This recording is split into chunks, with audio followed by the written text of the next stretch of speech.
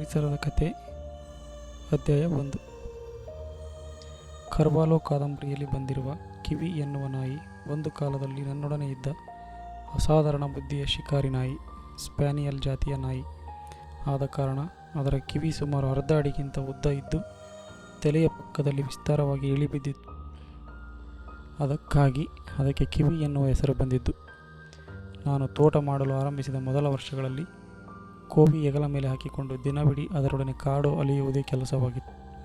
ಹೀಗೆ ಓದುವುದು ಬರೆಯುವುದು ಎಲ್ಲದಕ್ಕೂ ತಿಲಾಂಜಲಿ ಕೊಟ್ಟು ನಿರ್ಜನ ಕಾಡುಗಳಲ್ಲಿ ಗೊತ್ತು ಗುರಿ ಇಲ್ಲದೆ ಅಲೆಯುತ್ತಿರುವ ನನ್ನನ್ನು ನೋಡಿ ಇವನು ಸಂಪೂರ್ಣ ಹಾಳಾದನೆಂದು ವ್ಯಸನ ಸೂಚಿಸಿದವರು ಅನೇಕರಿದ್ದಾರೆ.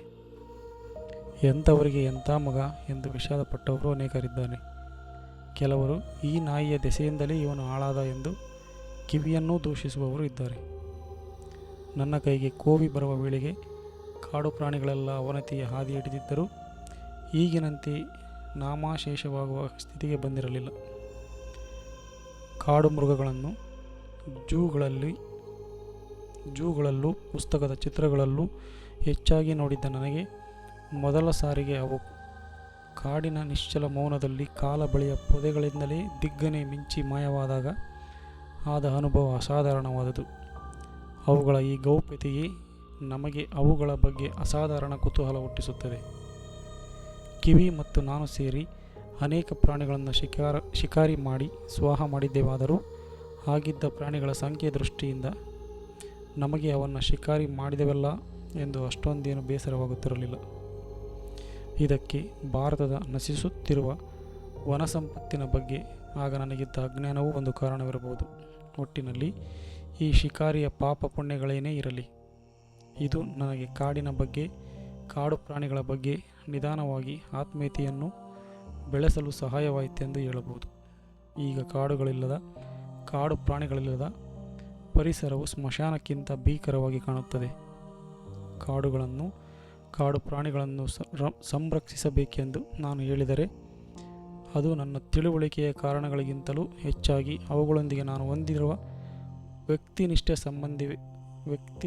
ಸಂಬಂಧವೇ ಆಗಿದೆ. ಕಾಡುಗಳನ್ನು ನಾಶ ಮಾಡಿದಾಗ, ಅಲ್ಲಿರುವ ಪ್ರಾಣಿಗಳನ್ನು, ಅವುಗಳ ಪರಿಸರವನ್ನು ಧ್ವಂಸ ಮಾಡಿದಾಗ ರಹಸ್ಯ, ಗೌಪ್ಯ, ಅದ್ಭುತಗಳ ನಿರಂತರ ನಿಧಿಯೊಂದನ್ನು ನಮ್ಮ ಕಿರಿಯ ಜನಾಂಗ ಕಳೆದುಕೊಂಡಂತಾಗಿ ಮನಸ್ಸು ಖಿನ್ನವಾಗುತ್ತದೆ. ಈ ದುರಂತದ ದುಃಖವನ್ನು ಅಂಕಿ ಅಂಶಗಳ ಆಧಾರದ ಮೇಲೆ ಸಿದ್ಧಾಂತಗಳ ಮುಖಾಂತರ ವಿಶ್ಲೇಷಿಸಿ ಪರಿಸರ ಸಂರಕ್ಷಣೆಯ ಬಗ್ಗೆ ಜನರಿಗೆ ಹೇಳಲು ಮನಸ್ಸೇ ಬರುವುದಿಲ್ಲ. ಏಕೆಂದರೆ ನಾನು ಕಂಡಂತೆ ಕಾಡನ್ನು ಕಂಡಿಲ್ಲದ, ಅನುಭವಿಸಿಲ್ಲದ ಮನಸ್ಸುಗಳಿಗೆ ನನ್ನ ಮನಸ್ಸಿನ ದುಗುಡವನ್ನು ನಿರ್ಜೀವ ಅಂಕಿ ಸಂಖ್ಯೆಗಳ ವಿಶ್ಲೇಷಣೆ ಮುಖಾಂತರ ಹೇಳಿ ಪ್ರತಿಸ್ಪಂದನ ಉಂಟು ಮಾಡುವುದು ಕಷ್ಟ ಸಾಧ್ಯ. ನಾನು ಬಹಳ ಚಿಕ್ಕವನಿದ್ದಾಗ ನಮ್ಮ ತಂದೆಯವರೊಡನೆ ಬೆಳಗಿನ ಹೊತ್ತು ವಾಕಿಂಗ್ ಹೋಗುತ್ತಿದ್ದುದು ನೆನಪು.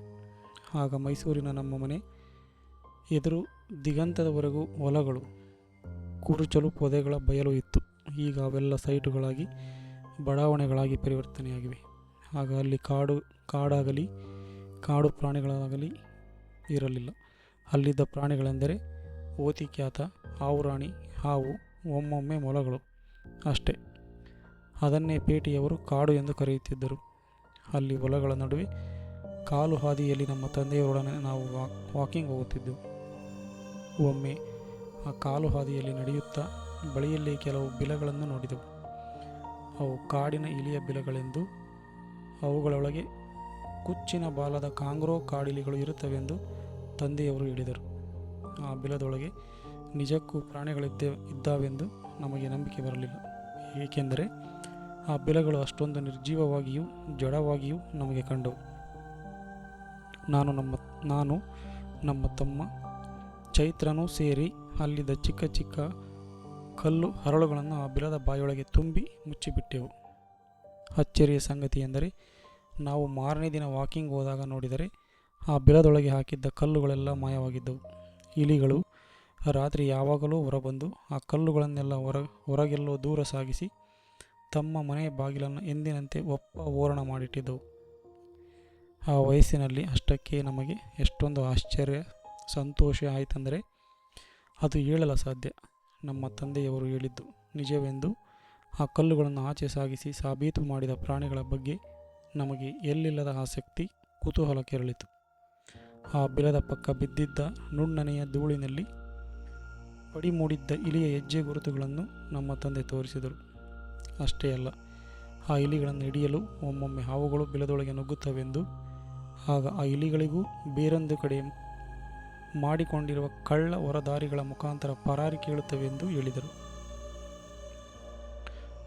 ನಾವು ಅಲ್ಲೆಲ್ಲ ಹುಡುಕಾಡಿ ಪೊದೆಗಳಡಿಯಲ್ಲಿ, ಹೊಲಗಳ ತೆವರಿಗಳ ಬಳಿ ಅವು ಮಾಡಿಕೊಂಡಿದ್ದ ಕಳ್ಳದಾರಿಗಳನ್ನು ಪತ್ತೆ ಮಾಡಿದೆವು.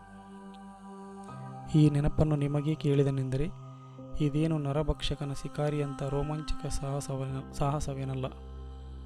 ಆದರೆ ನಮಗೆ ತಂದೆ, ತಾಯಿ, ಗೆಳೆಯರು, ಸ್ಕೂಲು ಇಷ್ಟರೊಳಗೆ ಸೀಮಿತವಾಗಿದ್ದ ಜೀವ ಸಮುಚ್ಚಯದ ಕಲ್ಪನೆಯನ್ನು ನಮ್ಮ ಪ್ರಜ್ಞೆಗೆ ಅನೂಹ್ಯವಾಗಿದ್ದ ಹಾವು, ಇಲಿ, ಮೊಲ ಇತ್ಯಾದಿಗಳ ವಿಶ್ವ ಸಮಾಜದ ಹತ್ತಿರಕ್ಕೆ ಒಯ್ಯಲು ಇವೆಲ್ಲ ಹೇಗೆ ಸಹಾಯ ಮಾಡಿತೆಂದು ಊಹಿಸಲು ಸಾಧ್ಯವಾದರೆ ಸಾಕು. ನಮಗೆ ನಮ್ಮ ಸಮಾಜದ ಹೊರಗಿನ ವಿಶ್ವ ಸಮಾಜದ ಪರಿಚಯಕ್ಕೆ ನರಭಕ್ಷಕನೇ ಬಂದು ಒತ್ತೊಯ್ಯಬೇಕೇ? ಇಲಿಗಳು ಬಿಲಗಳಿಂದ ಕಲ್ಲುಗಳನ್ನು ಎತ್ತಿಟ್ಟರೂ ಸಾಕಲ್ಲವೇ? ಪ್ರಕೃತಿ ಮತ್ತು ಪರಿಸರದ ಬಗ್ಗೆ ನನಗೆ ಚಿಕ್ಕಂದಿನಿಂದಲೂ ಇರುವ ಕುತೂಹಲಕ್ಕೆ ಮುಖ್ಯ ಕಾರಣ ನಮ್ಮ ತಂದೆಯವರೇ. ನಮಗೆ ಕುತೂಹಲ ಹುಟ್ಟಿಸಬೇಕೆಂದು ಉದ್ದೇಶವೇನೂ ಅವರಿಗಿದ್ದಂತೆ ಕಾಣಲಿಲ್ಲ. ಆದರೆ ಅದರಲ್ಲಿ ಅವರಿಗೆ ಇದ್ದ ಆಸಕ್ತಿಯ ಪರಿಣಾಮವಾಗಿಯೇ ನಮಗೂ ಆಸಕ್ತಿ ಉಂಟಾಯಿತು. ನನಗಂತೂ ಈ ಆಸಕ್ತಿ ಎಷ್ಟಾಯಿತೆಂದರೆ ಓದು, ಬರಹ, ವಿದ್ಯಾಭ್ಯಾಸಗಳಲ್ಲಿ ಆಸಕ್ತಿ ಕಡಿಮೆ ಆಯಿತು. ಫಸ್ಟ್ ಕ್ಲಾಸ್ಗಳನ್ನಾಗಲಿ ರ್ಯಾಂಕುಗಳನ್ನಾಗಲಿ ತೆಗೆದುಕೊಳ್ಳಲು ನನ್ನಿಂದ ಕೊನೆಯವರೆಗೂ ಸಾಧ್ಯವಾಗಲಿಲ್ಲ. ನನಗೆ ನಮ್ಮ ಮನೆ ಕಿಟಕಿ ಬಳಿ ಗೂಡಿನಲ್ಲಿ ಮರಿ ಮಾಡಿದ ಪಿಕಳಾರ ಹಕ್ಕಿ, ಎಲೆಗಳನ್ನು ಒಲಿದು ಗೂಡು ಮಾಡಿದ ಟೂವಿ ಹಕ್ಕಿ, ನಮ್ಮ ನುಗ್ಗೆ ಮರಕ್ಕೆ ಪ್ರತಿ ವರ್ಷ ಹತ್ತಿಕೊಳ್ಳುತ್ತಿದ್ದ ಕಂಬಳಿ ಹುಳುಗಳ ದಂಡು, ನಾವು ಮೈ ಸವರಿ ಬಿಟ್ಟ ಅಳಿಲು ಮರಿಯನ್ನು ಹೆಂಚಿನ ಮೇಲಿಂದ ಅದರ ತಾಯಿ ಬಂದು ಕಚ್ಚಿಕೊಂದಿದ್ದು, ಇವೆಲ್ಲ ಕಣ್ಣಿಗೆ ಕಟ್ಟಿದಷ್ಟು ಸ್ಫುಟವಾಗಿ ಜ್ಞಾಪಕವಿದೆ. ಸ್ಕೂಲಿಗೆ ಹೋಗುವ ಕಾಲು ಹಾದಿಯಲ್ಲಿ ಒಂದು ದಿನ ಅಪರೂಪಕ್ಕೆ ನಾಚಿಗೆ ಮುಳ್ಳಿನ ಗಿಡ ನೋಡಿದೆವು.